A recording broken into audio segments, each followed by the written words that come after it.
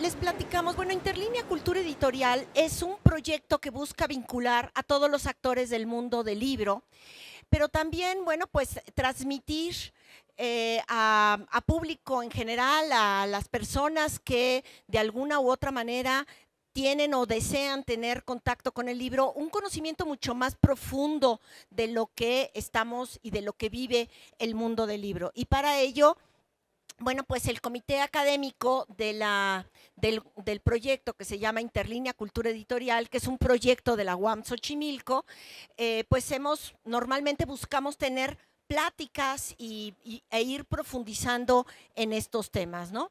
Decidimos este año hablar sobre cultura gráfica porque estamos muy convencidos de que el universitario tiene un contacto muy importante con el tema de los cómics, de las mangas, y más allá de ser consumidores de ello, también nosotros deseamos que ustedes tengan un conocimiento profundo de lo que significa tener este tipo de publicaciones, qué les significa para su quehacer como lectores, porque aquí lo más importante está en ello.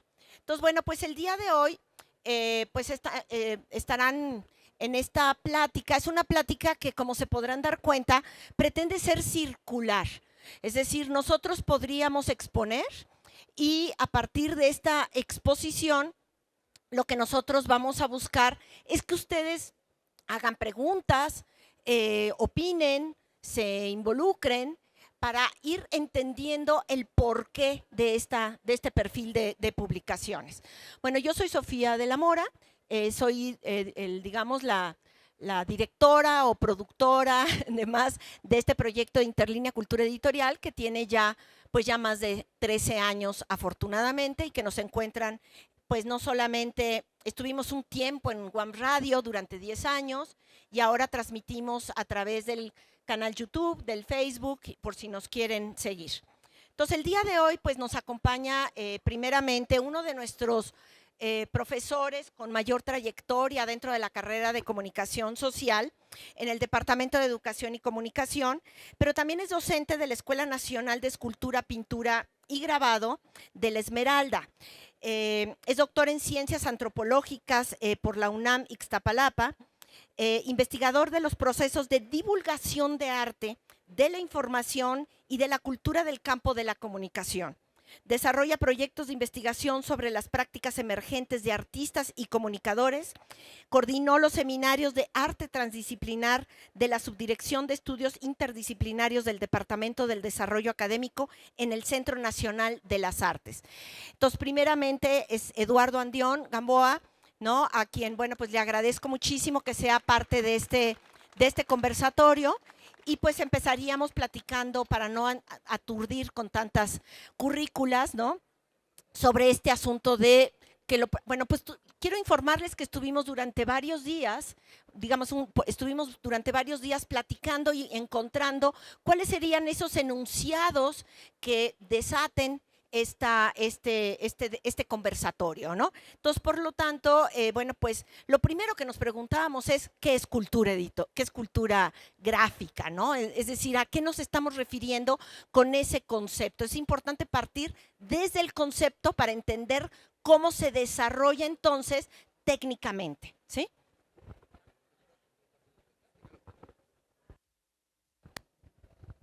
Bueno, muchas gracias por esta presentación, muchas gracias por estar aquí. Bueno, la idea básica que está subyaciendo a la novela gráfica y a los lectores es más que la cultura como un inventario de obras, lo que estamos acercándonos desde la perspectiva de unas prácticas o la actividad cultural, la actividad simbólica que significa no solamente producir imágenes, sino también cómo se desarrollan, se distribuyen, circulan en el espacio social. Una de las cosas que nos parecía también importante era que la cultura estaba perdiendo, o al menos estaba difuminando, la característica de ser nacional. Había en esta nueva formulación de la cultura, sobre todo a partir de una expansión de lo que se conoce como globalización, una dimensión cultural de esta producción de imágenes. Hay un autor que incluso le llama el estudio de la iconomía, es decir, de los iconos, y se plantea de hecho la idea de que hay ya un supermercado global de imágenes. ¿Qué significa esto en términos culturales? Que en realidad se estaría planteando la facilidad que tiene el mercado global de poder poner en el mercado global imágenes, iconos, que requieren realmente una forma de consumo que no es solamente de lectura, es decir, dependiendo del lenguaje verbal, que podría ser cualquier tipo de otro idioma, sino sobre todo tiene una dimensión icónica, que es la que le confiere esta posibilidad de ser ampliamente consumible, ampliamente entendible. Hay también una discusión a propósito de esta expansión de los cómics o de los comic books que le llaman, en oposición a lo que sería la novela gráfica. Pero básicamente lo que nos acerca desde el punto de vista cultural es cuáles son las prácticas de aquella comunidad que le gusta consumir los bienes del comic book, cómo se constituyen, cómo se transmiten, cómo es que empiezan a aparecer sitios en las redes sociales en donde se generan nuevas comunidades de lectores que algunos teóricos de la novela gráfica llaman lectores visores, porque realmente el lenguaje no es solamente verbal, no solamente lingüístico, sino sobre todo un híbrido que supone un nuevo tipo de interpretación, un nuevo tipo de lectura en su sentido amplio. Creo que la dimensión de la cultura, en el caso de la novela gráfica, está expandiéndose en su capacidad de adquirir nuevos mercados internacionales, y una de las clásicas fenómenos de esto es la manga, precisamente, que ha podido transferirse hacia gran parte de los mercados globales del supermercado de las imágenes. Muchas gracias. Bueno, les recuerdo que es la misma dinámica de la vez pasada, 3 minutos máximo, porque eso hace lo que sea mucho más dinámico, pero cumpliste perfectamente bien. Bueno, pues ahora otro de los miembros de nuestro comité académico es Felipe Maya Bernal, quien es egresado de la licenciatura en Diseño y Comunicación Gráfica de la UAM Xochimilco y de la maestría en Comunicación con Medios Virtuales del Instituto en Comunicación y Cultura. Es profesor investigador del Departamento de Teoría y Análisis, también de ahí de la División de Ciencias y Artes para el Diseño de la UAM Xochimilco. Asimismo, participa como parte del proyecto de Interlínea en la parte de del proyecto que tiene que ver con el sitio web y todas las cuestiones audiovisuales y multimedia, y eso, bueno, pues es importante. Entonces, pues asesora, supervisa proyectos digitales de alta complejidad, tanto para el sector privado como el gubernamental. Y bueno, pues básicamente habría que hablar cuál es ese valor de la cultura gráfica, ¿no? Es algo que tú habías tocado y querías, digamos, profundizar al respecto. Sí, bueno, yo quería decir dos cosas. Bueno, la primera es que, y aquí creo que voy a sonar muy zoomer o muy boomer, es que hay que acordarnos de este tiempo mítico previo al Internet, donde nosotros estábamos expuestos a una especie de monocultura. Y con esto me refiero a que la gran mayoría de las personas veía lo mismo, lo que estaba disponible. O sea, algo que me llamaba la atención es que todos habíamos visto Jurassic Park, todos habíamos visto El Chavo del Ocho, todo el mundo sabía que existía, o todo el mundo había visto Indiana Jones. Y con la proliferación de Internet y la abundancia de nuevas narrativas y de nuevos productos, etcétera, esta monocultura de alguna manera se está diluyendo o se está ya fragmentando a tal punto de que ya deja de existir esta monocultura.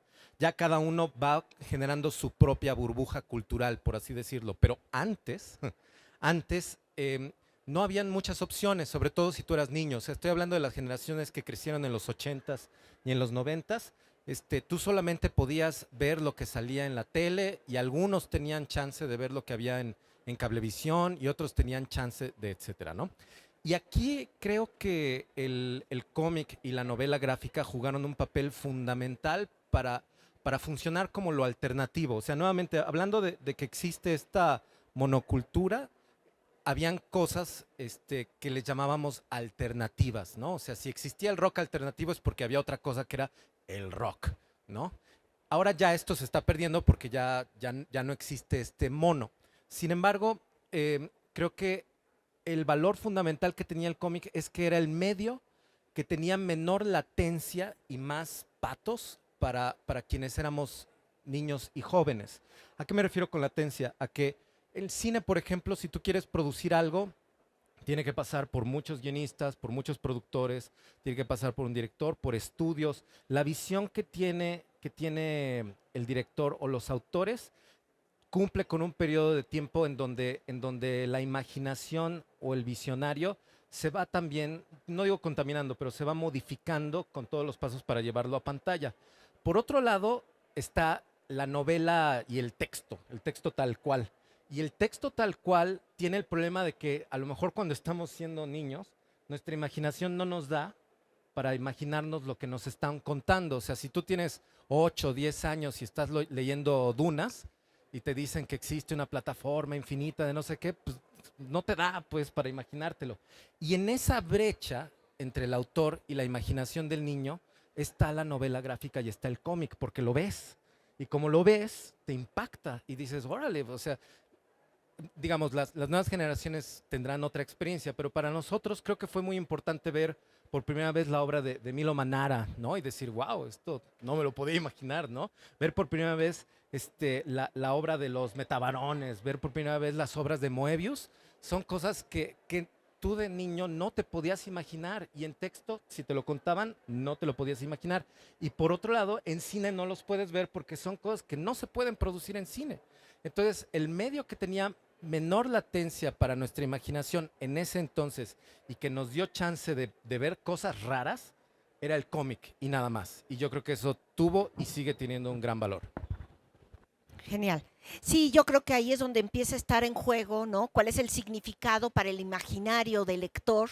Donde a veces creemos que solamente a partir de la palabra tenemos la posibilidad de recrear, pero también ese imaginario, y ahí entonces entraría en esta segunda parte, ¿no? Que a mí me interesa mucho, ¿no? Es decir, cómo se comunica, ¿no? Con gráficos para no evitar que exista esta posibilidad de que el lector tenga su imaginario, es decir, que no le resolvamos todo, porque también entonces perdemos la imagen. Harry Potter tenemos una imagen y no podemos imaginar más que esa, ¿no? Por decirlo así, aunque bueno, obviamente yo no soy de cómic y demás, ¿no? Y bueno, pues en este sentido presento a Omar Maya, que aunque no sea parte del comité académico de Interlínea, es una persona muy cercana al proyecto y por lo tanto pues le agradezco que nos acompañe el día de hoy, ya que él es un profesional en el campo del diseño gráfico y de la producción audiovisual,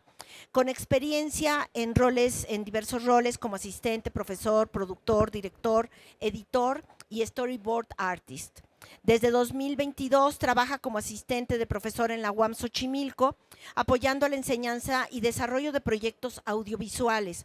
Previamente colaboró con Bacardí como productor y editor de proyectos audiovisuales, incluyendo desafíos creativos como el Selfie Quarantine Challenge, ¿verdad?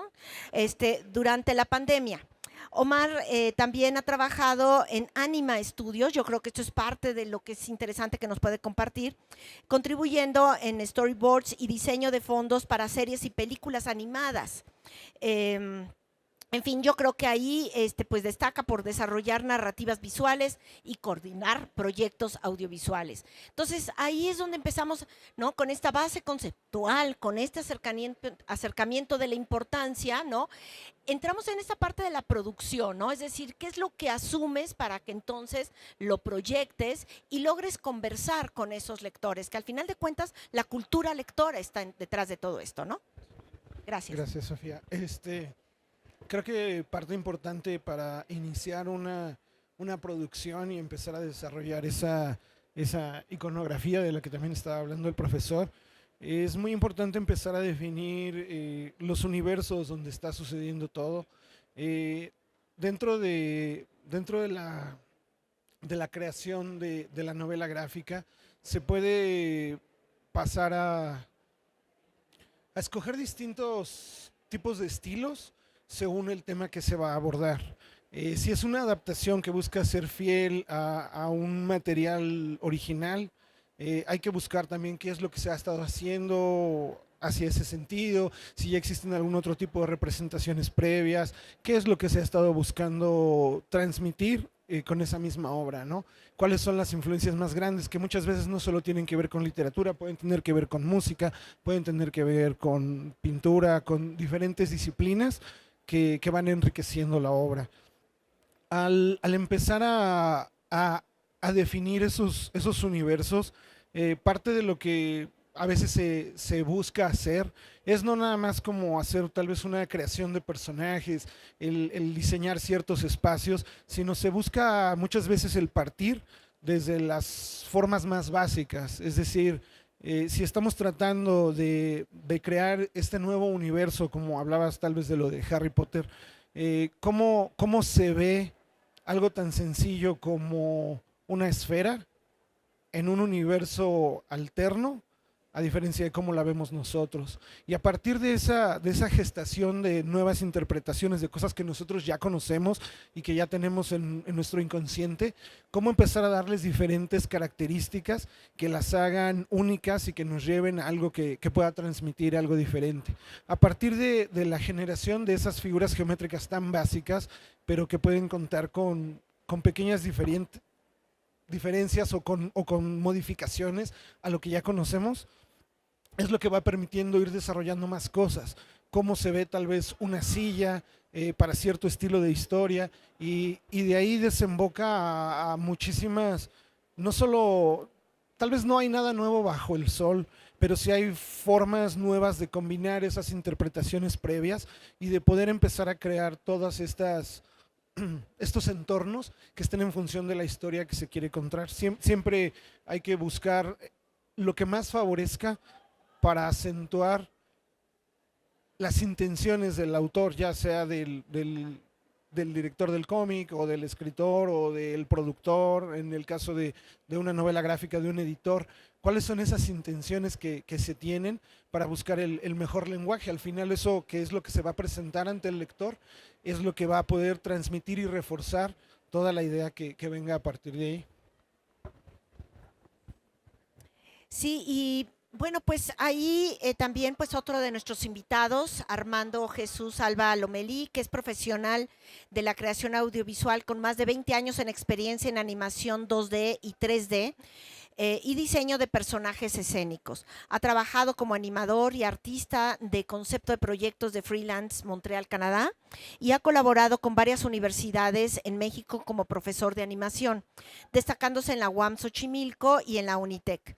Armando posee una sólida formación académica con la licenciatura en diseño y artes para el diseño. Además, es un experto en diversos softwares de animación y diseño como Autodesk, Maya, Blender, Adobe Creative Suite, y cuenta con experiencia en la implementación de estrategias pedagógicas y la creación de material didáctico. Ahora, en este sentido, pues yo me quisiera también ir a esta parte de la profesionalización, ¿no? Es decir, abusar de tu condición como docente para transmitir también la importancia que tiene el profesionalizarse a partir del diseño gráfico y encaminarse al terreno de dialogar con los otros desde este diseño 3D, 2D y 4D y todas las que tengan que ver hacia adelante, ¿no? Entonces a mí me gustaría muchísimo este papel de docente que has jugado y cómo se van ubicando estos diferentes programas y recursos tecnológicos para favorecer los contenidos, la narrativa y la lectura. 1, 2, ahí estamos. Sí, indudable que esa parte es bastante importante, refiriéndose al plano de las formas plásticas, ¿no? Por así decirlo, las técnicas de representación. Son muchísimas hoy en día, pero creo que con el tiempo también me he dado cuenta que aparte de tener que dominar esta parte técnica que resulta bastante complejo, incluso puede llevar más tiempo del que uno puede llegar a pensar, ¿no? Llegar a plantear un dibujo lo suficientemente sólido o estructurado te puede llevar una buena parte de tu vida, ¿no? Pero creo que más en el fondo siempre he pensado que la relación de estas formas plásticas con el plano del contenido, retomando ya las ideas que han vertido aquí mis demás compañeros, es que ese plano del contenido, es decir, la historia, por así decirlo, pues siempre está presente, ¿no? Siempre está conectada a esta parte plástica y no debemos olvidar que aunque la parte plástica tenga como ciertas debilidades o defectos, por así decirlo, esta forma del contenido siempre está continua, es presente, es inmanente. Y entonces, en ese sentido, yo creo que lo que tratamos de hacer, por lo menos en el área donde trabajamos nosotros como profesores, es fortalecer estas imágenes mentales que están más conectadas con el plano del contenido, porque indudablemente la parte técnica finalmente es exigida, es necesaria una maestría, pero creo que hoy en día con tanta información que hay, tanta conectividad, no es tan difícil acercarse a la información necesaria para uno poner en marcha su perfeccionamiento, ¿no? Y sin embargo, la otra parte, que es el contenido, que es la que está sosteniendo gran parte de todo este discurso, es un poco más complejo perfeccionar estos procesos lógicos formales internos, ¿no? Es decir, el fortalecimiento de esta generación de imágenes mentales, creo que es sumamente importante, ¿no? Y ampliar tu capital cultural lo más posible y sobre todo salirse de estas zonas, digamos, estoy en un producto audiovisual, yo creo que es muy recomendable salirse a estas zonas que no están directamente conectadas con el cómic o el cine y tratar de llevar este material y traerlo a este lugar donde estás intentando construir una narración. Creo que eso es lo más importante hoy en día, ¿no? Pienso que eso es, por lo menos es lo que yo intento como profesor, intentar fortalecer esos procesos mentales. Pues sumamente interesante, ¿no? Cómo de alguna u otra forma lo que tenemos que hacer no es solamente tener una tecnología, una capacidad de transmitirlo, ¿no? A los jóvenes, sobre todo, que es a los que nos estamos dirigiendo, sino también, ¿no? Cómo activar, ¿no? Esa posibilidad, ¿no? De que ese imaginario tenga esa, ¿no? Esa capacidad, ¿no? Y bueno, pues yo quisiera abusar que aunque Camilo no está en la lista de los ponentes del día de hoy, pero bueno, Camilo es editor de aquí de Fomento Editorial de la UNAM, no voy a leer toda la currícula, pero más bien pues este asunto de ir contribuyendo también desde tu visión como editor, ¿no? Como editor universitario, ¿cómo observas este recurso de la cultura gráfica, ¿no? Para conectarnos con los jóvenes y que algunas editoriales ya lo hacen y lo hacen de una manera muy acertada, ¿no? Y creo que faltaría, ¿no? Que hiciéramos ese camino desde la edición universitaria, aprovechando que estamos en este lugar y en esta feria.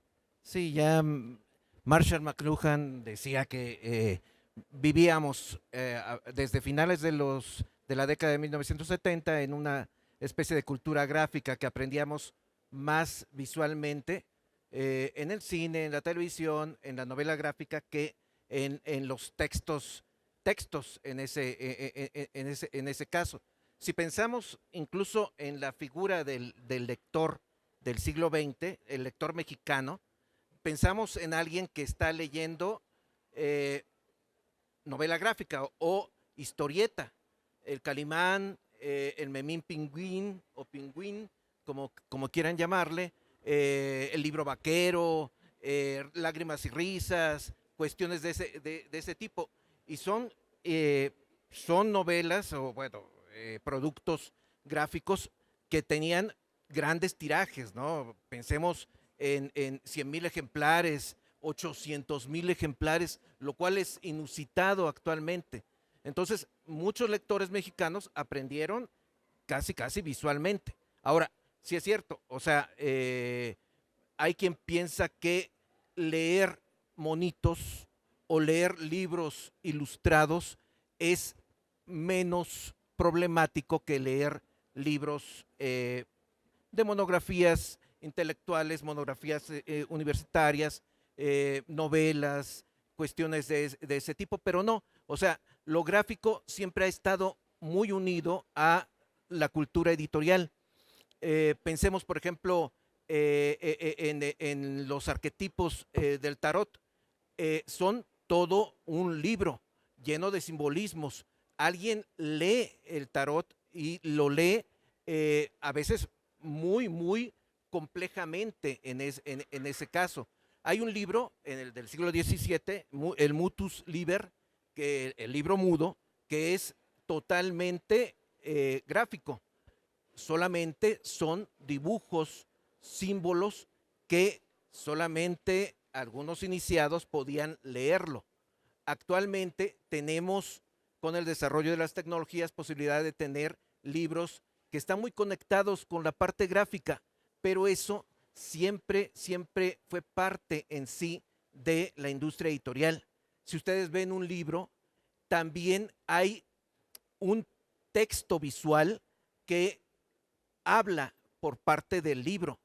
Habla el papel, habla el color de la tinta, habla la portada.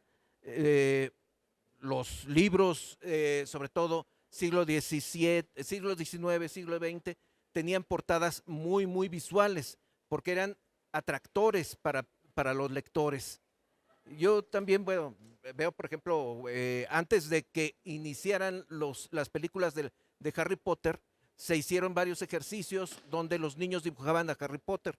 Algunos lo hacían gordo, algunos flaco, algunos incluso negro, algunos con cabello rizado, cuestiones de ese tipo. Cuando vinieron las películas, ya se acercan a un tipo que nos dan esas películas, pero los ejercicios de imaginación incluso el texto los hacemos los lectores.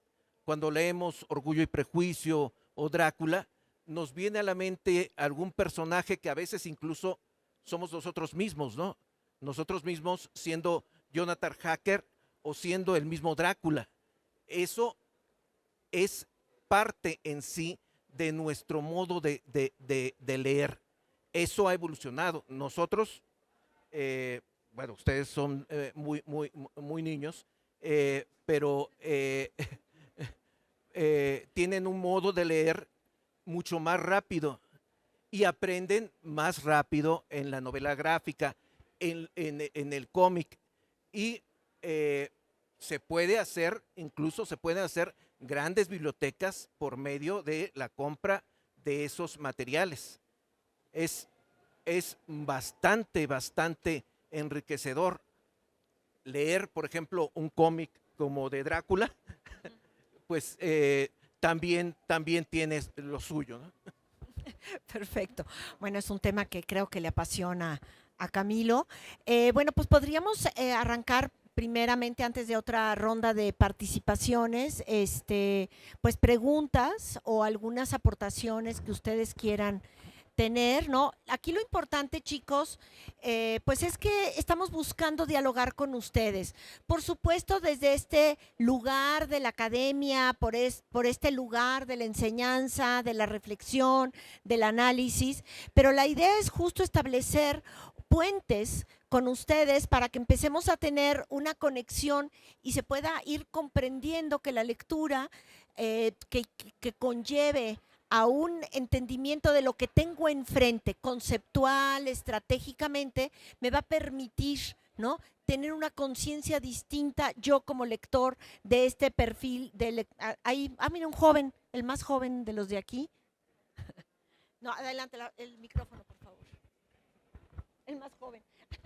Perdone. No he oído Así, que así, así. alguno de los ponentes haya mencionado la influencia de Mafalda. ¿Quién me lo quiere? Sí. Mafalda, Mafalda. ¿Quién habla de Mafalda? Omar, Eduardo. A ver, Eduardo es más Mafalda, según yo, Bueno, sí, por edad. pero por edad yo leía más Peanuts. Ah, más Peanuts, Sí, ok. en realidad. Yo creo que Mafalda, bueno, algo que decía Camilo es que el cómic y la historieta y la novela gráfica, etcétera, tiene digamos, un problema que se convirtió en virtud, es que se les subestima y se les subestimaba mucho. Eran monitos, eran los monitos para niños. Y entonces esto resultó ser muy virtuoso porque permitió que varios de nosotros, siendo chicos, fuéramos expuestos a cosas que de otra manera no hubiéramos sido expuestos. Y ahorita hablamos de Mafalda, o sea, cualquier persona antes podía ver inicialmente Mafalda y pues ¿qué ve? Monitos. Pues es monitos, es una monita diciendo, pero detrás de Mafalda, pues como todos sabemos, existe una crítica social, política, existe, digamos, no es nada más la idea de odiar la sopa, ¿no? O sea, es también la idea de estar en contra del capitalismo, es la idea de estar en contra del imperialismo de Estados Unidos, pero estas cosas, si las hubiera publicado un eminente intelectual en una novela de no sé qué, a lo mejor podría estar sujeto a una autocensura o a una censura, pero como socialmente, digamos, ahora sí que la Weltanschauung de todos pensaba que los monitos son para niños, sí se pudo como traficar estas ideas que de otra manera muy posiblemente no hubieran llegado, sobre todo a nuestra corta edad. Imagínense ahorita los papás dirían, no, les están enseñando marxismo a los niños, Mafalda hay que prohibirla porque tiene ideas comunistas, ¿cómo está eso, no? Del populismo, ese populista Quino, ¿no? Que quiere hacer con la juventud. Pero en ese entonces yo creo que Mafalda sirvió como un vehículo didáctico y político que se siente su influencia hasta nuestros días. Difiero. No, es que Mafalda no es explícitamente comunista, ni marxista, ni anticapitalista, o sea, explícitamente. Subyace en ella un principio libertario, un principio de libertad. Incluso introduce un personaje que es libertad y de hecho se trabaja dentro de esa línea. Incluso está más frente al populismo peronista, que frente a un populismo tipo fascista o un tipo de populismo tipo socialista. En ese sentido es que difiero. Por otro lado, nosotros tenemos, como estaba señalando Camilo, un trabajo muy importante precisamente en esos términos de utilizar la figura de la historieta, la figura de la dimensión gráfica en Rius. Rius es el primero que comienza a plantearse la idea de voy a través del vehículo de una sustancia expresiva como la historieta, a transmitir posiciones, a ser didáctico y a permitir, precisamente por sus libros de Rius para marxismo para principiantes y estas cosas. Pero ya antes, con los agachados y con se me fue el primero, los supermachos, ya habría estado haciendo una crítica desde la perspectiva, él sí, muchísimo más inclinado al comunismo que Quino. O sea, Quino de hecho no era comunista. En todo caso, creo que Mafalda, al menos en nuestro caso, fue llegando poco a poco al nivel de los lectores infantiles. Y de la dimensión de contenido, es decir, las connotaciones que supone Mafalda, creo que era leído más en Argentina desde los jóvenes, desde los que estaban siendo reprimidos, y precisamente eso lo retira de Mafalda, ya no puede decir lo que puede decir, y termina precisamente haciendo, dicen algunos, matando a Mafalda, ¿no? O sea, Mafalda ya no puede decir y prefiere ya no hablar y más bien trabajar desde otra perspectiva con este otro tipo de gráfica que es de una sola imagen o de una comic book o comic strip con formato más corto. La novela gráfica en realidad, en términos de lo que señalaba Camilo, supone un cronotopo distinto, o sea, es decir, un espacio-tiempo que tiene que ser construido, que es el que decía Omar, un espacio-tiempo que tiene que estar construido visualmente, pero también es un concepto distinto de personajes. Si es novela, tiende a ser personajes que evolucionan dentro del tiempo ficticio que es la novela gráfica. Es decir, son personajes como en el cine, no son solamente figuras que siempre hacen lo mismo. De hecho, para los 60, que es cuando yo era infante, una de las cosas más interesantes era que el hombre araña tenía problemas, psicológicamente era inestable. Y eso no lo veías con otros, incluso con Superman y estos Batmans, no veías esa parte de una evolución psicológica, emocional, que va apareciendo precisamente en la posibilidad de la novela gráfica, ¿no? Sí, bueno, aquí hay algo que se está planteando, muy importante. Perdón, ya se va Camilo, así es que démosle la palabra a Camilo. ¿Vas? No, adelante Camilo, por favor. Es que me tengo que ir a otro salón, pero sí, a mí Quino no me parece tan político, sino una reflexión sobre todo de vida. Nos educamos atendiendo ciertos arquetipos, incluso quinianos, quien se sentía Felipito, quien se sentía Manolito, quien se sentía Susanita, por supuesto, o quien veía amigos reflejados en ese gran grupo. Pero por supuesto, sí, la caricatura va ligada a mensajes, a veces políticos, porque bueno, desde antiguo se supo que una imagen vale más que 1000 palabras y dice mucho en ese caso, ¿no? Entonces, ustedes, a los jóvenes les recomendaría mucho ver Quino, pero no quedarse con Mafalda, ver mucho más allá. Es mucho más rico todos los libros de Quino de otros sentidos. Cómo maneja los coches, las calles, las vacaciones, el trabajo mismo, todo lo pueden ver ahí. Bueno, es lo que puedo decir. Hasta luego. Mucha suerte.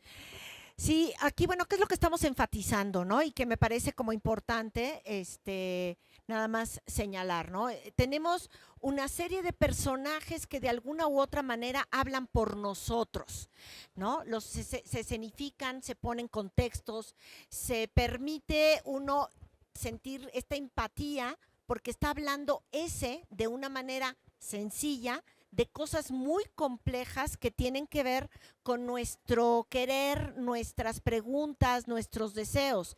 Entonces, mucho de lo que está sucediendo actualmente también, es decir, desde siempre, pero ahora con mucho más énfasis, es que esta cultura, digamos, de transmitir con los cómics, las mangas o todo lo que tenga que ver alrededor de esto, que yo no conozco todos los conceptos, ¿no?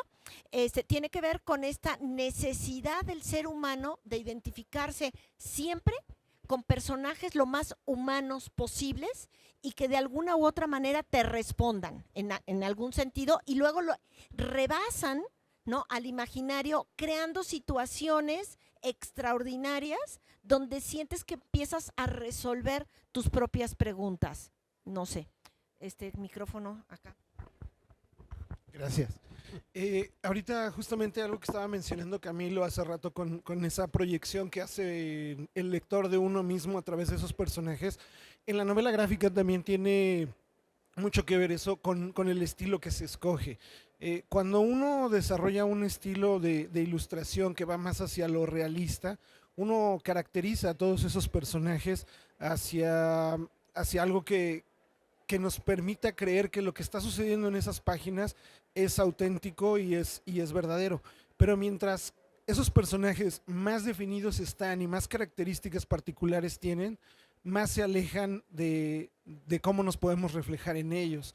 Eso también tiene mucho que ver con el éxito que pueden tener caricaturas como estaba diciendo Peanuts, Mafalda, que en el estilo que se va buscando y a través del cual se van simplificando estos personajes, es más fácil reconocerte en ellos. Es mucho más fácil reflejarte, por ejemplo, no es el ir quitando detalles para que pierdan identidad, sino más bien enfocarse en los elementos más básicos de lo que pueden construir, digamos, en el caso del diseño de un personaje, a un rostro, que si tienes, como en la carita feliz, un círculo, 2 puntos, una raya, ya es una cara.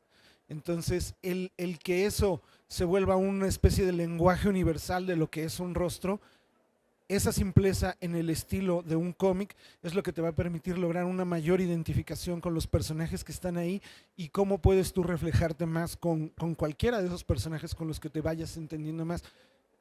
En ese desarrollo de estilos es donde muchas veces radica también el éxito de la identificación de los niños con los personajes de las caricaturas, el verlos tan simples, tan sencillos y todos como con ciertos rasgos infantiles, les permite decir yo soy este, yo soy aquel, yo quiero ser como él, porque hay una facilidad de identificación muy grande, como sucede justamente en el manga, que muchas veces lo único que varía en eso es el color del cabello y el estilo del peinado, pero si despojas al personaje de su cabello, es exactamente el mismo que el otro, no hay gran variación en ojos, nariz, boca, es exactamente el mismo constructo y diseño, nada más con pequeñas variantes para que tú como espectador puedas decir, ok, este es uno, este es otro y este es otro, pero la puerta está abierta para que tú te puedas identificar con cualquiera de ellos. Parece que Eduardo también quiere hablar. Por ahí, chicos, ¿alguna pregunta? ¿Aportación? ¿Tú tienes? A ver, ¿te parece si Buenas tardes. Yo soy alumno de letras y obviamente estoy en este momento de mi semestre en una materia en la cual se está lidiando o estamos poniendo la problemática de la enseñanza de la lectura. Y obviamente se me viene mucho a la mente esta cuestión de la novela gráfica porque estamos hablando de la gradación de lecturas con base en la edad del lector. Entonces, yo por lo menos en mi parte veo una herramienta muy valiosísima a la hora de la cuestión gráfica porque empieza a atraer al lector poco a poco, empieza a ponerlo o a sumergirlo en el mundo de la lectura. Y como bien dijiste hace rato, de que no puedes poner a un niño de primaria a leer Dunas porque su léxico no tiene su léxico tan extenso como para imaginárselo. Pero, por ejemplo, he visto ejemplos de manga donde se adapta El Capital, se adapta La Divina Comedia, se adaptan muchos clásicos y que aún así siguen siendo como bastante complicados para un niño, pero lo puedes ver. O sea, cuando a lo mejor, por ejemplo, en La Divina Comedia te ponen, hay una loba, un jaguar y un lobezno y es como, no sabes qué es, pero ya cuando lo ves en imagen es como, es un lobo, o sea, ya entiendo por qué es el lobo.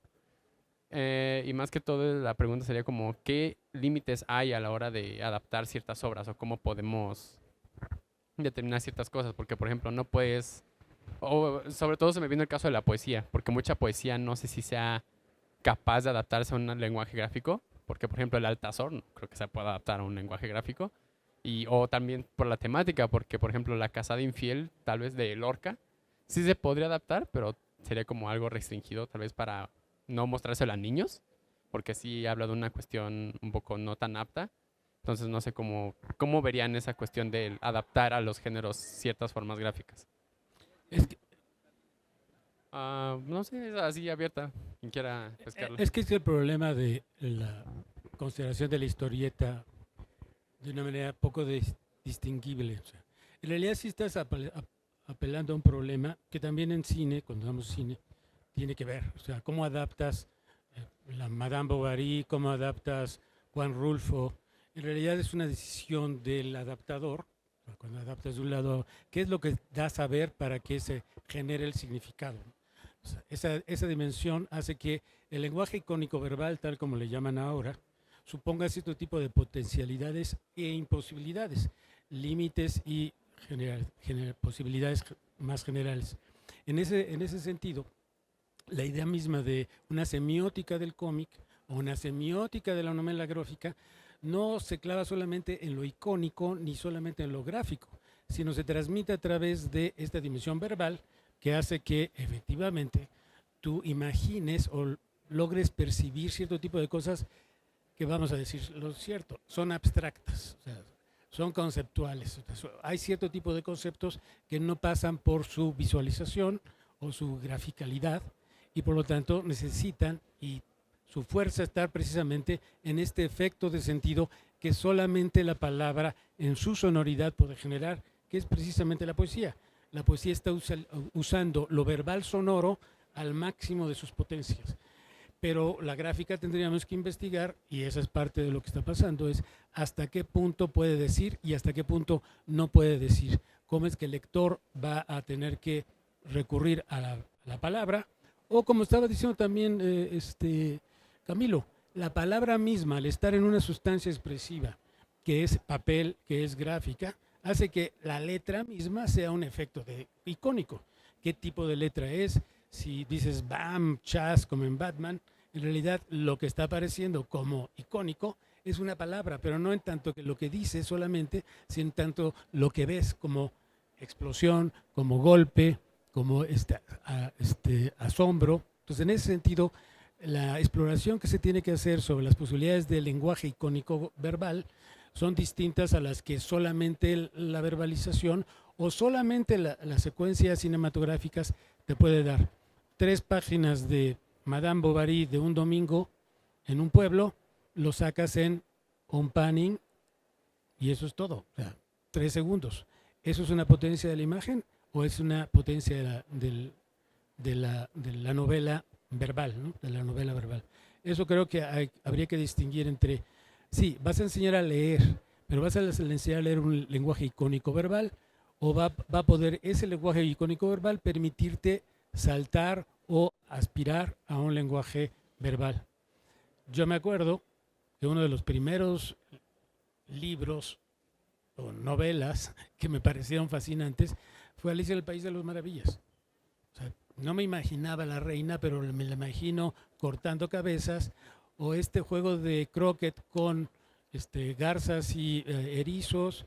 O sea, de repente esta dimensión de un lógico tan grande como Lewis Carroll hace que le dé a un graficador, a un ilustrador, que ilustre sus ideas que aparecían como abstractas, como visuales, ¿no? Creo que ahí hay una parte interesante sobre cómo es que puede la ilustración impulsarte a leer más cosas. Julio Verne con La Isla Misteriosa, por ejemplo, también permitió, o 10.000 lenguas bajo el submarino, o el Nautilus del submarino, todo eso ayudaba a un lector como yo, joven de 10 años, a poder acceder a Julio Verne, a Emilio Salgari, a las aventuras que ahora están en Marvel o en DC, ¿no? Sí, Omar, tú habías comentado cuando platicamos la semana, digamos hace unas semanas, ¿no? Hablabas sobre el uso de las onomatopeyas. Creo que es algo que habría que profundizar porque es muy interesante, ¿no? Este sonido gráfico, ¿no? Este olor gráfico, ¿no? Que también uno tiene que aprender a transmitirlo, ¿no? Se transmite a través de la palabra, pero también la imagen, ¿no? Y ese 3D que nos vaya permitiendo como envolvernos, ¿no? También en los olores, sabores, colores, sensaciones.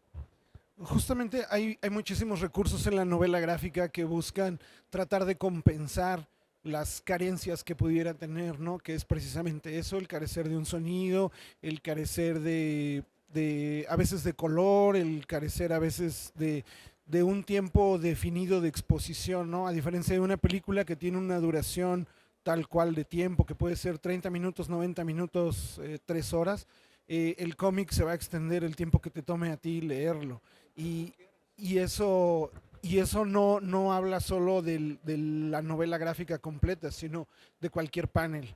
Entonces el cómic empieza a desarrollar su propio lenguaje, empieza a buscar esas maneras de que uno pueda interpretar la realidad a través de esos dibujos. Una de las formas más comunes donde empieza eso es cómo busca la novela gráfica tratar de simular movimiento, pero un movimiento que sea continuo o un movimiento que sea rápido. Entonces diferentes autores empiezan a explorar diferentes posibilidades, ¿no? Había un recurso muy viejo, que era que cuando un personaje salía corriendo, simplemente ya no estaba en el panel y quedaba una como nube de humo con su silueta flotando ahí, ¿no? Que había desocupado ese espacio muy rápido, tan rápido que había dejado esa nube de humo, ¿no? Otra de los recursos para tratar de simular ese movimiento empezó a ser el diseño de estas líneas. unas líneas rectas, horizontales, que te hicieran pensar que la mano había pasado de aquí a acá como de forma muy rápida y hacerte entender que ese panel, ese dibujo en específico, estaba capturando ese movimiento, ¿no? Y en el sonido justamente lo que entra es estas onomatopeyas, ¿no? De entrada como que el primer sonido empieza a aparecer a través de los bocadillos de texto, de los globitos, por así decirlo. De las primeras representaciones gráficas donde aparecían ya como, digamos que empezaban a acercarse a lo que eran las tiras cómicas, todo el texto aparecía a pie de dibujo, como se solía hacer en las fotos, ¿no? Con ciertas descripciones y poniendo como si fueran pequeños extractos de un libro, el decir personaje tal dijo esto y el personaje tal dijo esto, pero no formaban parte de la imagen, era una ilustración con un texto abajo. Entonces, en la búsqueda de enriquecer el propio lenguaje gráfico, el texto se transporta de fuera del panel, de fuera de la imagen, a estar adentro con estos bocados de texto. Empieza a aparecer la necesidad de representar tal vez a un personaje que va silbando y se busca ese recurso del bocadillo con una nota musical, ¿no? Y con el dibujo en el que tal vez lleva sus labios estirados hacia arriba como si estuviera soplando, se entiende, ¿no?, qué es lo que está tratando de hacer. Y a partir de ahí, el darle una propiedad de palabra a un sonido, como mencionaba el profesor, el bam, pum, paf, splash, todo eso, a veces no se queda nada más en el uso de la palabra, sino en un diseño diferente a través de las letras. Cuando es tal vez que alguien toca una puerta y se busca es algo muy chistoso porque, por ejemplo, es algo que no pasa en español, pero sí pasa en inglés, ¿no? Que cuando el teléfono suena en un cómic, el teléfono suena ring. Y el significado exacto de la palabra ring es que está timbrando. Y en un cómic en español nadie pone timbrando, es ring también, y ya todos lo interpretamos como tal, ¿no? Aunque es una palabra de otro lenguaje, nos es familiar y sabemos cuál es ese significado.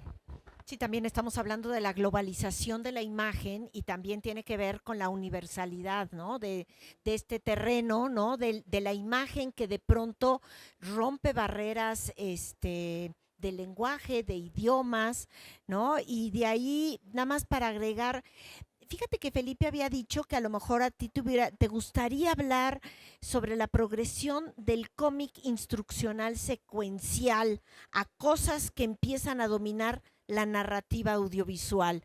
¿Cómo interpretas eso que Felipe dijo que podrías platicar?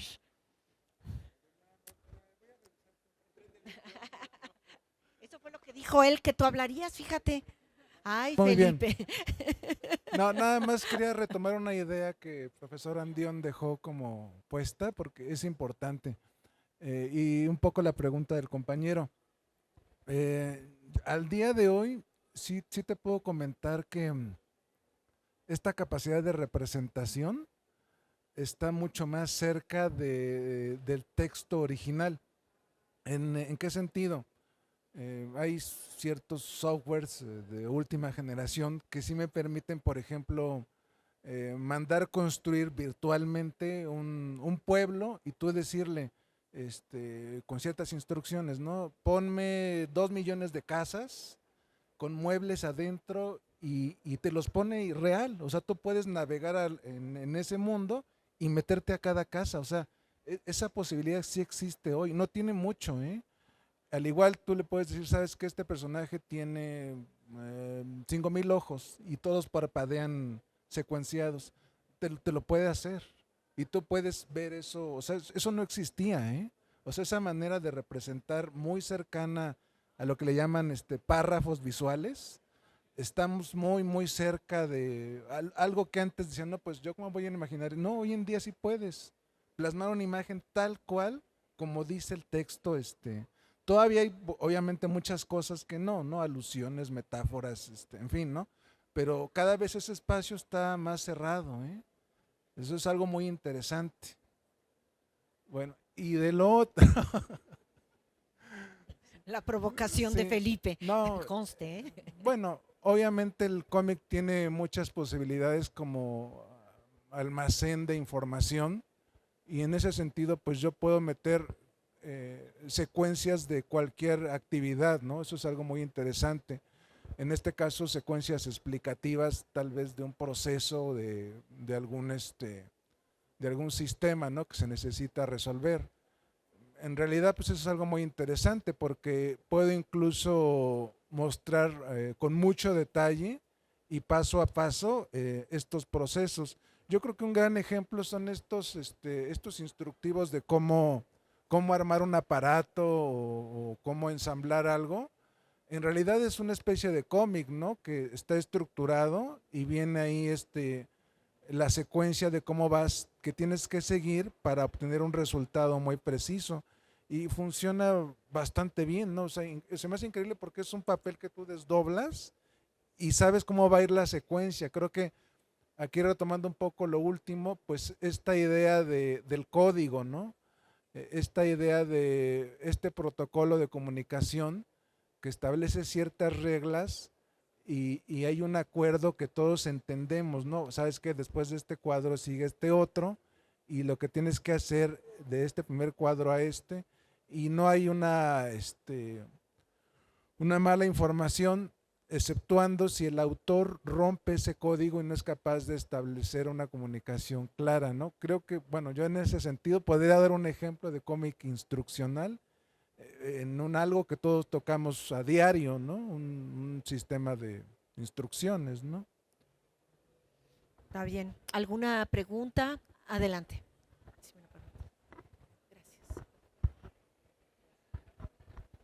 Gracias. Ahorita que hablaban de las onomatopeyas, pensé en algo que también es parte del lenguaje de la novela gráfica, que es la tipografía. Muchas veces nos quedamos pensando que todo el labor editorial del cómic se queda en el escritor y el dibujante y el colorista, pero también la tipografía tiene un lenguaje propio que nos da más riqueza en el código que maneja el cómic. Como, bueno, yo tengo muy presente pues tienes a Spider-Man que habla muy normal con letras muy casuales y luego tienes a Thor que habla con unas letras muy medievales, o a Khonshu en Moon Knight que habla como si fueran jeroglíficos, o a Morfeo en Sandman con las letras así, bueno, con los globos negros, porque es una combinación de un lenguaje, pues el lenguaje hablado, bueno, el lenguaje escrito, pero también enriquecido con la parte gráfica. O sea, ahí juega, aunque como tal no son imágenes como las entendemos, sí juega con la imagen. No sé si me estoy dando a entender. Ajá, y bueno, fue con eso que vino a mi mente, con esto que hablaban de las onomatopeyas, porque pues es algo que también, desde mi perspectiva, enriquece muchísimo el cómic. Y pues ya, gracias. Sí, es que en semiótica hay una dimensión muy importante que es a la que estás aludiendo tú y que tendría que ver con los esquemas culturales con los que descifras lo que está planteándose. Cuando tú dices que Thor habla con una tipografía rara, podría decir rara, pero tú dices gótica. ¿Por qué gótica? ¿Qué es lo gótico para nosotros? ¿Cómo sabemos que es gótica? ¿O de dónde viene una tipografía gótica y por qué tendría que estar relacionada con un héroe nórdico? En ese sentido, hay prenociones que son las que te permiten, a través de un código, un esquema cultural, connotar o entender la connotación a la que alude la imagen misma. Se dice mucho, y ahí yo tengo mis diferencias, de que una imagen vale más que 1000 palabras. Pero también podrías decir, una imagen solamente puede ser descrita por 1000 palabras. Es decir, hay muchos niveles de connotación en todas las culturas. Ejemplo de Humberto Eco a propósito de, tú estás viendo E.T., E.T. va a Halloween, y en Halloween de repente ve a un niño que está con una máscara de Yoda. Todo estoy diciendo palabras Yoda, que depende de que yo haya tenido haya ido a ver la película de Star Wars, y por lo tanto que pueda reconocer la connotación que hay en por qué E.T. se emociona. ¿Qué tanto tengo que saber previamente para identificar que la emoción de E.T. con respecto a un sujeto, a un chiquillo que trae una máscara con orejas grandotas y verde, le produce emoción? todo eso es una connotación que depende de mi experiencia previa, de mi desciframiento previo cultural, que me hace reconocer que, pues claro, Yoda también es extraterrestre. Y por lo tanto, si alguien es extraterrestre, pues se está emocionando con otro extraterrestre. Pero ese es un cierto tipo de lectura. La otra lectura puede ser muy superficial. E.T. se emociona viendo cosas cercanas. O bien una lectura culta, vamos a decir, claro, George Lucas le está haciendo, Spielberg le está haciendo un guiño a George Lucas, ¿no? Entonces, en ese sentido hay varios estratos de sentido, de significancia, que suponen efectivamente que hay una dimensión denotativa, que es la pura representación realista, y la dimensión connotativa que está aludiendo o pidiendo que el lector complete gran parte del sentido, porque depende de su propia cultura. En ese sentido, ver un boom grandote está aludiendo a una connotación de lo grande o un sonido grande, ¿no? Si pones boom chiquito, generaría una connotación en de, pues realmente no debería ser boom, o está queriendo desarrollar una ironía de esa explosión. Otra vez, un código retórico que tú identificas, pero por tus esquemas culturales. Entonces, los lectores de novela gráfica también dependen de sus esquemas culturales para reconocer y, por lo tanto, inteligir, y por lo tanto, y en una dimensión que hemos olvidado mucho, la dimensión verosímil de las novelas gráficas. ¿Qué tan verosímil puede ser ciertas cosas? Y aún si lo planteamos en términos de Felipe, de que es un mundo raro, o otro mundo, siempre hay un suelo de inteligibilidad o de entendimiento. Yo me he preguntado muchas veces por qué todos los alienígenas tienen una cabeza en donde están los ojos. Me preguntaba yo cuando era chico. Y ahora ha comenzado a aparecer alienígenas que no tienen ojos, o alienígenas que tienen otro sentido, o incluso esta dimensión de estos cómicos que me fascinaban mucho, veía a mi hija, de estas cosas que tenían ojos y se los ponían y que caminaban, no me acuerdo cómo se llama esa caricatura, que era una mano así que traía su ojo y cuando quería hablar tenía que quitársela. Sí.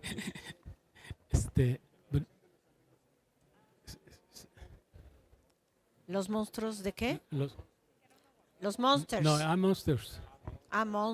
Monsters. Pero bueno, el hecho es que efectivamente todo va a depender del código cultural con el cual tú identificas y descifras el sentido, que puede o no ser significativo, o precisamente puede ser no significativo, pero en un cierto nivel superficial dices, ok, está bien que hagan eso, pero no todas estas otras estratos subyacentes, que son la connotación cultural o la connotación de la cultura de masas, que supone que también sabes quién es George Lucas.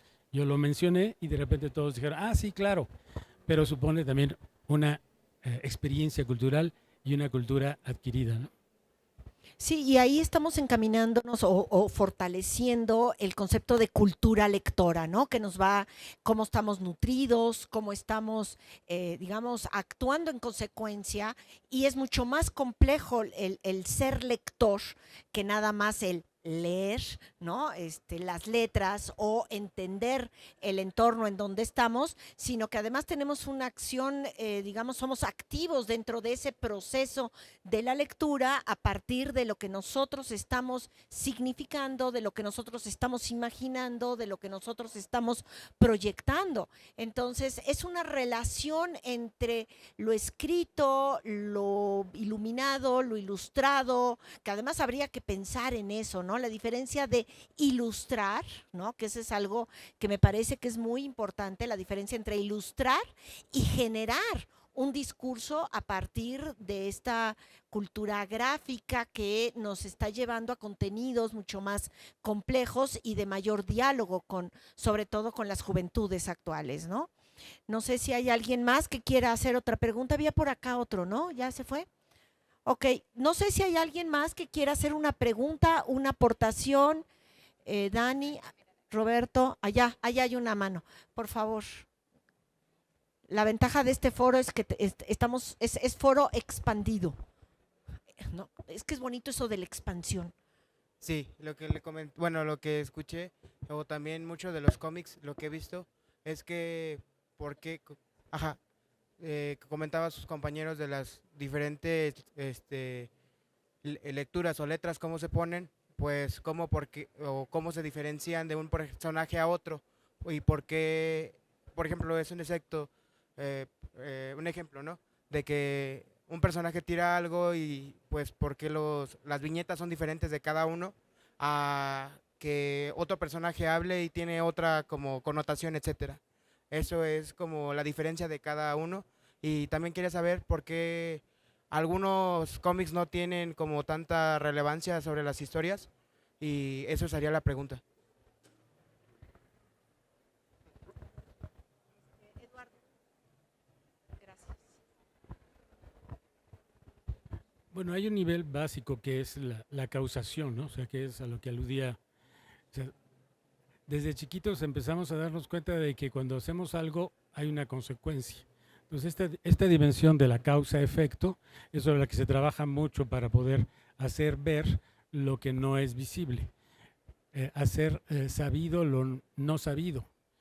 En ese sentido, la idea misma de el planteamiento de esta pregunta es cómo es que podemos hacer de lo sabido cultural lo no sabido en las imágenes. Y creo que ahí tenemos quizá vamos a decir, una perversión contemporánea que es solamente hacer ver. Y me parece que también tenemos una cultura oral, una cultura mixta. O sea, cómo se puede hacer oír las cosas y cómo podemos hacer a través de la mirada hacer oír cosas. En ese punto hay muchas cosas que una radionovela podría hacer ocurrir que no podrían ser dichas en una novela gráfica, porque lo mismo pasa con el cine. Hay batallas que no puedes decir en una novela gráfica con una sustancia expresiva de papel, pero sí que puedes hacer en una caricatura con este tipo de inteligencias artificiales, y que cuando tú lees a Tolstoy y la batalla de Waterloo, te vas imaginando qué cosas está pasando, aunque depende mucho de que tengas el código del idioma. Si estás leyendo en ruso, no sabes, apenas si sabes ruso, no puedes identificar todos los matices con los que Tolstoy habla, pero si sabes español y oyes a Juan Rulfo a la hora de estar leyéndolo, no solamente te está cayendo la idea, sino también la sonoridad de la palabra. Y esa sonoridad de la palabra es la que quizá icónicamente queremos hacer sentir a través de esta forma de contenido, no solamente la sustancia del contenido, no solamente la historia, sino la forma de la historia, cómo se cuenta la historia. Porque incluso, si tú ves, Hitchcock tenía muchos de estos, unos eran cómics, pero eran sus historietas, de dónde iba a poner la cámara. Y de hecho se podía volver a tomar la película, como le hizo Jean Van Trier, usando lo mismo que Hitchcock había puesto como dónde voy a ver cada uno de las...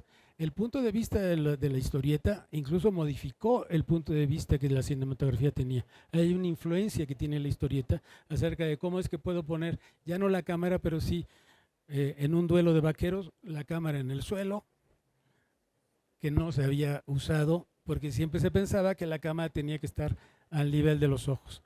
Pero la libertad de la novela gráfica y de la iconicidad gráfica hacía que tú pudieras poner, antes de los drones, pudieras poner incluso tomas de contrapicada o de picada, que no nos habríamos imaginado, o sea, no nos podíamos imaginar.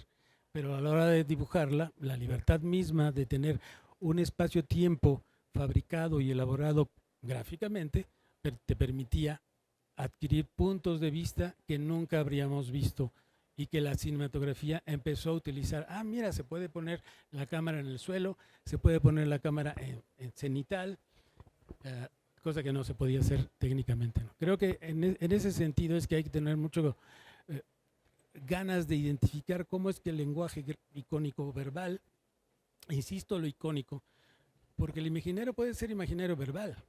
El imaginario puede ser imaginario sónico. Cuando haces música, también estás generando imágenes mentales que no necesariamente son visuales o icónicas, sino son incluso de sentimientos, de afectos.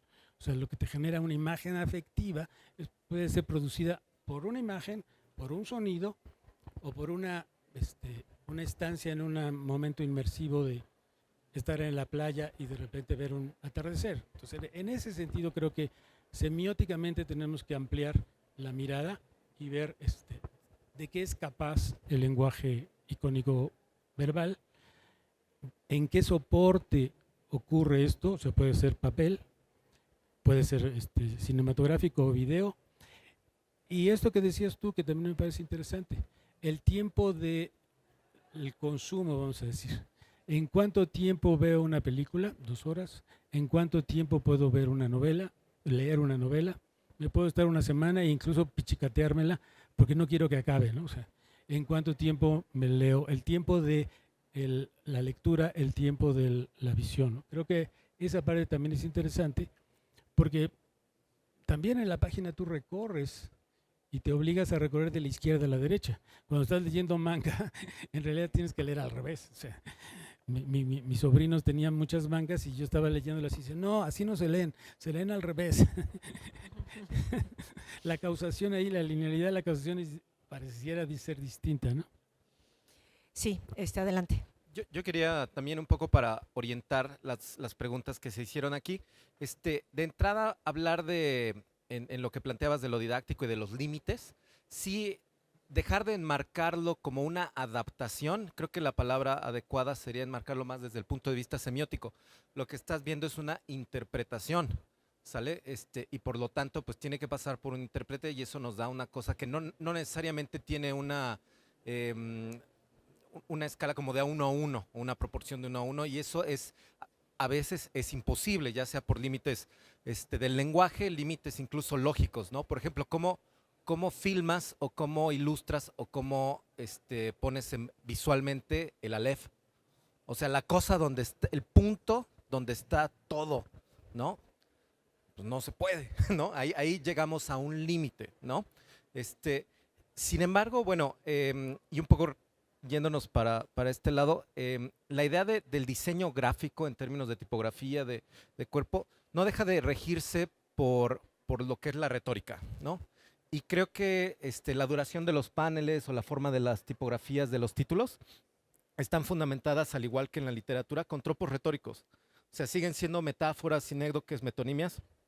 Digamos, para poner Hulk, pues tiene que ser grueso, tiene que ser como una pared, tiene que pesar, porque hacemos la asociación con cosas pesadas, con cosas gruesas. En los globitos de diálogo, pues un ejemplo magnífico pues es los Asterix, ¿no? En donde si están los árabes, y los árabes hablan como con una tipografía árabe, ¿no? Están los godos y los visigodos y los astrogodos y todos tienen, digamos, su tipografía que hace alusión a su gente. Entonces, para entender bien cómo funciona esto, sí orientaría a uno a pensarlo como una colección de asociaciones que tienen fundamento en retórica y que las figuras para poderlas entender y poderlas dominar siguen siendo nuevamente la metáfora, la sinécdoque y la metonimia, nada más que ahora pues no son, digamos, no son de este lenguaje escrito, sino más bien ahora son metáforas visuales, sinécdoques visuales y metonimias visuales, ¿no? Sería, y bueno, eso pues hay que echarse el diccionario de Bristain, etcétera, y entrarle a retórica, pero no, a lo que voy es a que no dejan de funcionar de esa manera, al igual que la literatura, son los mismos mecanismos, ¿sí? Ahí yo agregaría algo que me parece que es muy importante. El mundo de la edición está, digamos, en un pleno diálogo para lograr que ese espacio físico de la hoja o de lo digital, porque también ya estamos en el mundo de lo digital, tenga sentido con la espacialidad que requiere digamos, estos gráficos, ¿no? No podemos solamente ponerlos por ponerlos, sino que también esos blancos, esos textos, esas condiciones de lo que se dice en palabra o en gráficos, tenga lógica. ¿Cuál es el tamaño, el color de papel, el tipo de gruesos, el tipo de la tipografía que acabas de decir, ¿no? Por supuesto que emerge desde lo que se está proponiendo gráficamente, pero quien lo tiene que interpretar, porque ahí ya me fui a esta parte de la interpretación de lo que se presenta en el mundo del libro, y los que somos editores tenemos que ser capaz de colocarlo para poder dialogar y poder hacer llegar un libro digamos, gráfico, que sea legible, que sea capaz de comunicar en toda la extensión de la palabra. Y por lo tanto, bueno, el mundo del libro está buscando un diálogo mucho más cercano sobre estos aspectos. No nada más es poner los monitos, ¿no? Sino realmente colocarlo y explorar ese terreno, ¿no? ¿Querías algo más? A ver, allá. Ya se fue. Ya te ganó el No micrófono. sé cómo estemos de tiempo, pero sí me Vamos, ahí gustaría vamos. hacer como una invitación a que sigo pensando que el cine finalmente tiene muchas dificultades y muchas variables de producción como para traducir o interpretar pues la visión de un director directamente a lo que vemos al final. Creo que hay muchas cosas que están en medio que a lo mejor no nos dejan ver esa imaginación transparentemente. Y por otro lado, cuando es puro texto, el libro y la novela, finalmente estamos libres de usar nuestra imaginación, pero hay veces en que nuestra imaginación es muy pobre. Y que bajo estas dos circunstancias, la historieta, el cómic, la novela gráfica sigue siendo el mejor vehículo con la menor latencia para poder entender lo que el autor nos quería enseñar. ¿Sale? Y creo que eso vale mucho la pena. La producción tiene poca latencia, la interpretación tiene poca latencia y por lo tanto eso nos da chance al autor de hacer cosas inusuales y a nosotros como lectores de entenderlas. Le voy a pasar el micrófono aquí a Roberto. Sí, perdón. Y también, además, como dices, Felipe, atinadamente, cuando mencionas la retórica, pues realmente la diferencia, pienso yo, ¿no? Que es muy importante destacar de la novela gráfica con un cómic tradicional, ¿no? Que es también, como dijo Felipe, que la forma en que la semiótica y la retórica se interrelacionan en la conformación del lenguaje visual que le da entidad o cuerpo a una novela gráfica, ¿no? Como tal, que también podemos ver que muchos de sus lenguajes visuales, ¿no? Y mucho de su entramado constructivo obedece a ciertas normas, ¿no? O cánones que no son habitualmente los del cómic tradicional, ¿no? Que los cómics tradicionales, como decían, de Mafalda, o Spider-Man, o Batman, muchas veces cuando se trasvasan a lo que es la novela gráfica, pues tienen unas temáticas más adultas, más obscuras, o como decía el doctor Andión, además tienen otras perspectivas distintas, ¿no? Que permiten manifestar estas figuras retóricas y estas implicaciones semióticas que mencionaban ambos compañeros, ¿no? A la hora de construir el lenguaje visual que le da entidad a este tipo de novelas, ¿no? Que no son habitualmente como los cómics que se fue Camilo, ya no le alcancé a decir, ¿no? Que anteriormente, pues, aquí en México tuvimos primero los cómics que editaba la prensa, ¿no? En las tiras cómicas de los periódicos, muchos años. Luego, Novedades Editores, con estos cómics que sacaba de El Hombre Araña, Los Vengadores, Batman, Superman. Muchos años después, Grupo Editorial Vid, que yo platicaba, pues, con el maestro Julio Sanz, ¿no? Muchas veces platicábamos sobre esto, de que como el Grupo Editorial Vid, que fue una editorial de Yolanda Vargas Dulceno, que muchos años sacó muchas tiras cómicas en español de todo tipo, ¿no? Marvel, DC, creo que hasta Dark Horse, no sé, creo que sí, ¿no? Más o menos. Y además después empezó a tomar mangas y ya después de que desapareció, pues Camite, que creo que por aquí está su stand, ¿no? Está aquí adelante, ¿no? Y también Panini Manga son los que han retomado como ese legado que dejó Vid, ¿no? Y ese rato que lo mencionaba Camilo, pues inclusive el Capulinita, ¿no? Condorito, que eran todos los que teníamos aquí en México anteriormente, ¿no? El Capulinita, nunca faltaba que lo hacías rollito y te lo guardabas en el bolsillo, ¿no? Ajá, o tu Condorito semanal, pues eran lo que teníamos anteriormente, ¿no? Duotono eran los, sí, que decían un eufemismo, ¿no? Los que tenemos cierta edad. Pero sí, ¿no? El Condorito que se hacía en Duotono, etcétera, ¿no? Bueno, eso era lo que quería yo compartir. Sí, bueno, vamos cerrando, digo, para que lo tomes como tu cierre también, ya te lo estoy imponiendo.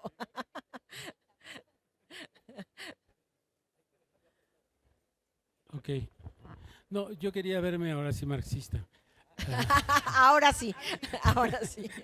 No, la causa es que hemos dejado de lado un poco la economía misma. O sea, por eso hablé en principio de la economía, en el sentido de que hay un mercado de imágenes, hay un mercado de historietas, hay un mercado de novela gráfica y precisamente eso es lo que le dado, precisamente por esta latencia, es decir, por esta facilidad de producir. O sea, ¿cuánto cuesta levantar una película?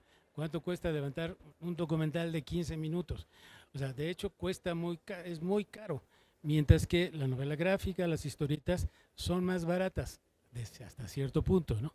Pero de principio es más barata y el costo, que es barato, permite una mayor utilidad, un mayor rendimiento que hace que pueda circular por muchos más lugares. Entonces, en ese sentido, el mercado de la novela gráfica también tiene que ser considerado en estos mercados capitalistas que buscan la mayor velocidad de circuito para poder generar más plusvalía y cada vez más. Creo que por ese lado me quise ver más marxista, no reivindicar la Mafalda, pero sí reivindicar la UAM Xochimilco. A la y UAM nuestra- Xochimilco. y nuestra perspectiva. Aquí está la UAM Xochimilco presente. ¿No? A ver, antes de seguir con los cierres, quiero hacer 2 anuncios. Primero, invitarlos el día de mañana a las 12 del día. Vamos a tener otro conversatorio que vamos a hablar sobre la ecoedición, tendremos otros ponentes y entre ellos también vamos a platicar de lo que es el audiolibro, que nos parece que también es un recurso que es muy importante en la actualidad y que estamos platicando. El segundo anuncio pues tiene que ver con una primera publicación que es del comité académico. Este es digamos, el resultado del conversatorio de hace un año. Hace un año también tuvimos aquí un conversatorio y lo que hicimos fue trasladarlo para que ustedes lo leyeran. No solamente lo trasladamos, lo enriquecimos y le dimos un formato de libro. El año pasado hablamos de los interlineados del quehacer editorial, este año estamos con los interlineados de la cultura lectora y bueno, pues sobre todo hablamos de la feria universitaria como un espacio de saberes. Es decir, el año pasado tenemos muy claros que estamos en una feria universitaria y por lo tanto hablar de ello. Entonces, Cian ya los tiene, tienen un costo de 100 pesos, de recuperación nada más de 100 pesos y podremos vendérselos también vía correo electrónico por 50 pesos, pero lo tendrían que dejar ahorita y se los mandaríamos, ¿va? ¿Sí? Entonces, esto es mi anuncio importante porque tenemos que sobrevivir y publicidad, chicos, y entonces ahora, digo, es que, como dijiste, el mercado y la circulación y todo eso, ¿no? La plusvalía y todas esas cosas. No, con que recuperemos es suficiente. Rápidamente, bueno, ya había más o menos cerrado con mi intervención anterior, pero entonces nuevamente la invitación es a que lean cómics, lean novela gráfica, porque esa misma latencia chiquita, esa misma producción, esa da capacidad de experimentar y da capacidad de ver cosas muy locas que no podríamos ver en otro medio, ¿sale? Entonces, véanlo, vean cosas locas, es muy importante. Y eso les encanta ser locos. Adelante. Gracias. Yo quisiera nada más para cerrar cuando hablabas acerca de cómo adaptar esos materiales que pueden ser más complejos.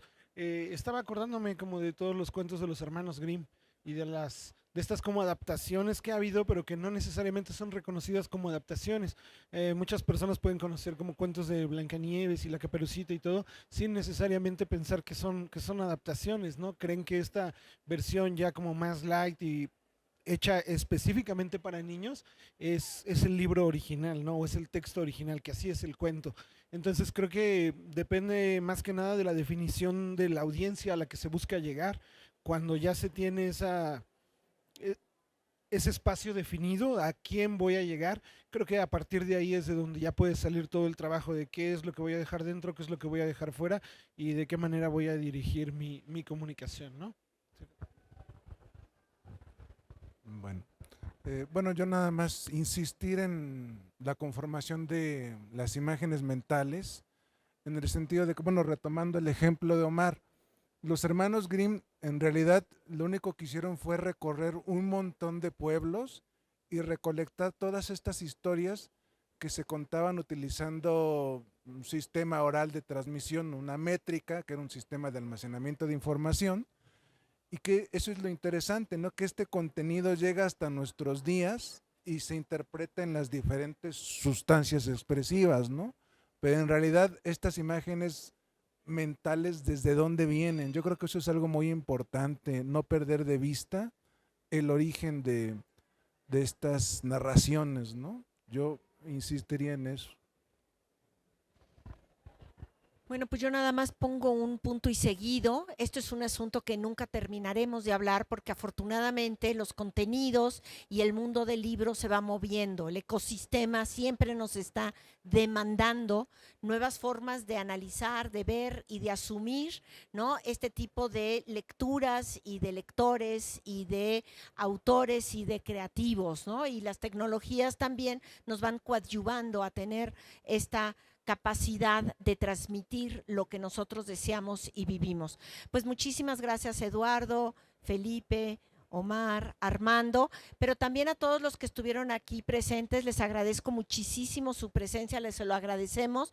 Y bueno, pues este trabajo de Interlínea Cultura Editorial, hago mi anuncio, me toca hacerlo también, estamos en Facebook, estamos en canal YouTube, y esto lo estamos grabando, como se podrán dar cuenta. Muchas gracias a los chicos de Servicio Social de Diseño, que están de Diseño de la Comunicación Gráfica, que están aquí presentes, tanto para grabar, editar y consolidar todo esto. Esto es un trabajo que se realiza dentro de la UAM, pero los servicios sociales y los estudiantes siempre están presentes en este proyecto, lo que hacen que sea muy vital, ¿no? Y eso me parece que es importante señalarlo. También muchas gracias a ustedes.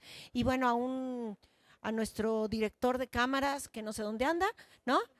A Lalo, don Lalo, es que no te reconozco, es que como te cambiaste el pelo, se cortó el pelo, entonces no, sigo sin reconocerlo. Entonces, bueno, pues muchas gracias, Lalo, por toda la organización que hiciste en la parte de producción.